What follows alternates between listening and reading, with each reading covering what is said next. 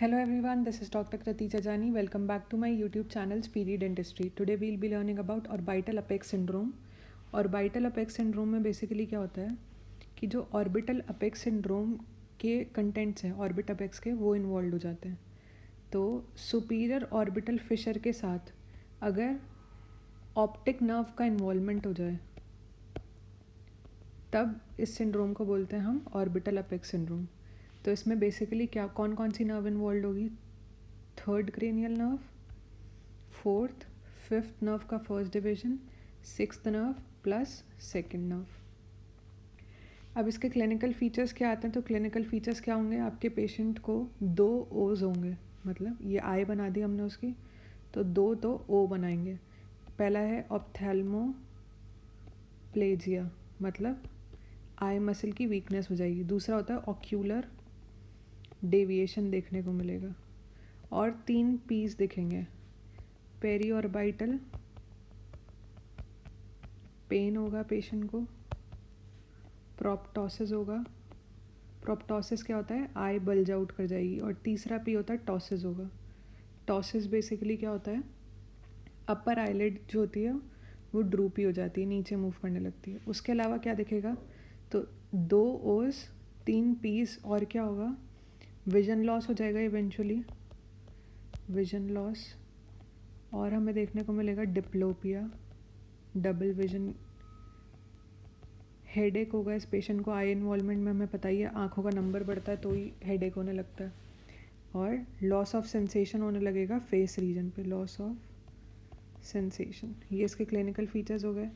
अब हम आ जाते हैं इसके कॉजेज़ क्या होते हैं. तो इसको कॉज कौन करता है? इट. I2T2.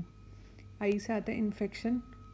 इन्फेक्शन कौन सा हो सकता है? Mucormycosis, aspergillosis. या फिर आता है इन्फ्लेमेशन. इन्फ्लेमेशन कौन से हो सकते हैं? GS वा, मतलब giant cell arthritis, giant cell arthritis. उसके अलावा सार्कोइडोसिस और वेगनर्स ग्रैन्युलोमेटोसिस. ठीक है, 2 आई हो गए. फिर होते हैं 2T. एक से आता है ट्रॉमा, मिड फेस फ्रैक्चर्स की वजह से होता है, और दूसरा ट्यूमर की वजह से, कंप्रेशन की वजह से हो सकता है. और ऑर्बिटल अपेक्स सिंड्रोम को हम इवैल्यूएट कैसे करते हैं? तो हम पेशेंट की विजुअल एक्टिविटी को चेक करेंगे. उसके अलावा हम क्या करेंगे? ऑक्यूलर मोटिलिटी को चेक करेंगे.